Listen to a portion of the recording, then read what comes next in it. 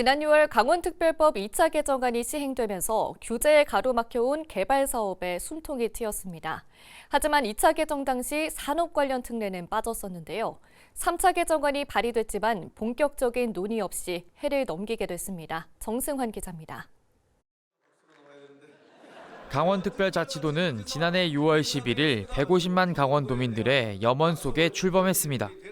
단순히 지명이 바뀌었을 뿐만 아니라 18개 시군에도 크고 작은 변화를 불러왔습니다. 특히 지난 6월 2차 개정안이 시행되면서 지역개발 사업에 물꼬가 트였습니다. 개발의 걸림돌이었던 군사, 산림, 농업, 환경 등 4대 규제를 강원특별법 특례를 활용해 일부 걷어낼 수 있게 됐기 때문입니다. 강원자치도는 지난 10월 전국 최초로 강릉과 철원, 양구, 인제 등 4곳에 농촌 활력 촉진지구를 지정하고 농업진흥지역 60만 제곱미터를 해제했습니다. 특례 시행 전에는 1만 제곱미터 이상의 농업진흥지역을 해제할 경우 농식품부 장관 승인이 필요해 개발사업 추진에 제약이 따랐습니다. 이 밖에도 산림이용진흥지구나 환경영향평가 협의권 등을 가져오면서 각종 개발사업 추진이 수월해졌습니다.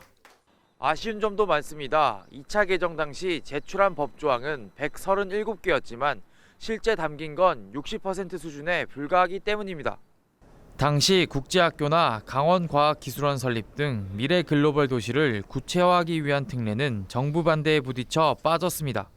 강원도는 3차 개정을 통해 해당 특례를 다시 담았지만 이번에도 정부 설득이 쉽지 않은 상황입니다.